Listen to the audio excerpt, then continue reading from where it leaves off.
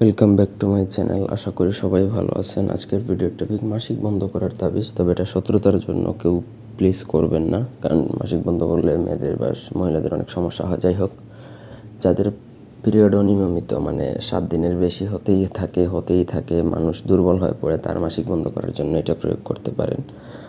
আবার বন্ধ হওয়ার পর যদি বন্ধ হয়ে যায়, সঙ্গে সঙ্গে সেটা খুলেও দিতে হবে। এটা দীর্ঘ সময় রাখা যাবে না শরীরে।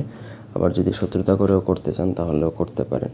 তো ব্যক্তিগত যে কোনো প্রয়োজন বা যে কোনো কাজের জন্য স্ক্রিনে দেওয়া নাম্বারে সরাসরি ফোনে বা হোয়াটসঅ্যাপে যোগাযোগ করে যে কোনো কাজ করাতে পারবেন, দেশে বা দেশের বাইরে থেকে। শত্রুতা করলে আপনি নিজে গুণাগার হবেন, সুতরাং বুঝে শুনে করবেন। তো এটার জন্য কাঙ্ক্ষিত ব্যক্তি যার মাসিক বন্ধ করবেন, শত্রুতা করে যদি করেন, তাহলে তার ব্যবহৃত কাপড়ের মধ্যে স্ক্রিনে যে 2টা সিম্বল দেখতে পাচ্ছেন, সেই 2টা সিম্বল আপনাকে কস্তুরীর কালি দ্বারা লিখে আগুনে পুড়িয়ে দিলে, তার নাম সহকারে লিখলেও হবে, নাম না লিখলেও, তার ব্যবহৃত কাপড় আনলে নাম না লিখলেও চলে, আগুনে পুড়িয়ে দিলে কিন্তু তার মাসিক বন্ধ হয়ে যাবে, আর কোনোভাবেই মাসিক হবে না।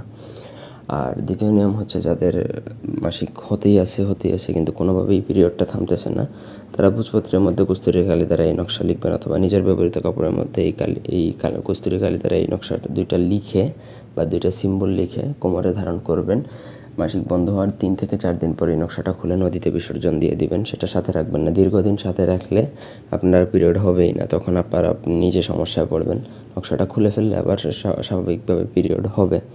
তো আশা করি বুঝাইতে পারছি। যদি তারপরেও কোনো অংশ বুঝতে অসুবিধা থাকে, আমাদেরকে কমেন্ট করে জানাতে পারেন। আপনাদের বাঞ্জা দুটনা মারানো চাটন যে কোনো কাজের জন্য যোগাযোগ করতে পারেন, বই লাগলেও যোগাযোগ করতে পারবেন। ধন্যবাদ সবাইকে।